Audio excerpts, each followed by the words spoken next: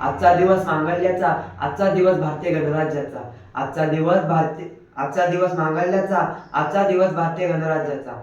आज मी तुम्हाला देशभक्ती या विषयावर काही 4 शब्द सांगणार आहे, ते तुम्ही शांत चित्तेने ऐकावे अशी माझी नम्र विनंती। भारत देश ही वीरांची भूमी आहे। भारताच्या स्वातंत्र्यासाठी अनेक महानायकांनी आपल्या प्राणांचे बलिदान दिले आहे। त्यांचे संपूर्ण आयुष्य देशसेवेसाठी वाहणाऱ्या या देशभक्तांची आपल्या देशात नेहमी आठवण केली जाते। देशभक्ती म्हणजे काय याचा जर आपण विचार केला तर देशभक्ती म्हणजे राष्ट्रगीताच्या ओळीतच नाही, तर देशभक्ती म्हणजे चौकात मोठमोठ्या महापुरुषांच्या पुतळ्यांवर हार अर्पण करणे नव्हे, तर देशभक्ती म्हणजे राष्ट्रगीताचे 4 शब्द ऐकल्यानंतर छाती फुगवून अगदी सावधान अवस्थेत राहणे नव्हे, तर देशभक्ती म्हणजे त्या थोर आत्म्यांचे विचार आत्मसात करून त्यांच्या विचारांचे सिंचन सगळ्या समाजावरती करणे म्हणजे देशभक्ती। 33 कोटी लोकसंख्या होती देशाला स्वातंत्र्य मिळाले त्यावेळी। 33 कोटी लोकसंख्या होती देशाला स्वातंत्र्य मिळाले त्यावेळी।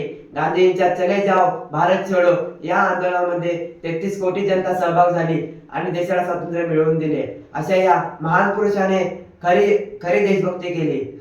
कधी आळंदीला गेलात तर ज्ञानेश्वरांच्या पादुकांवर प्रकाशाचा लडका दिसेल, पण ज्ञानाचा प्रकाश पसरवणारा ज्ञानोबा आता भेटत नाही। देहू या गावात गेलात तर इंद्रायणीच्या काठावर इंद्रायणी आधी नदी वाहते। इंद्रायणीच्या काठावर अमृतवाणी फुलवणारा तुकोबा तिथे भेटत नाही।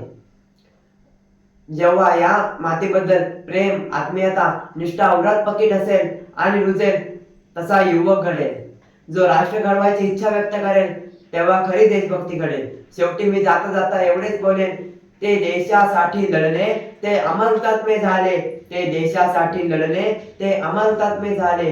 सोडिले सर्व घरदार त्यागिला सुखी संसार, सोडिले सर्व घरदार त्यागिला सुखी संसार।